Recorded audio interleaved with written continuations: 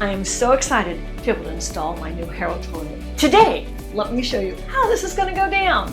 The first step is to turn your valve off. You don't want water running as you're doing the plumbing. I wanted to take out my old toilet. That's where I needed to start. And my old toilet had an aftermarket bidet installed to it. In my particular setup is I need to take off the first bidet. There is a water line here, so with a wrench, I'm taking that off. And as you take it off, you're gonna want a tray to catch any water that might come out. It's gonna drip a little bit. Now you have to take your main water line for the toilet off.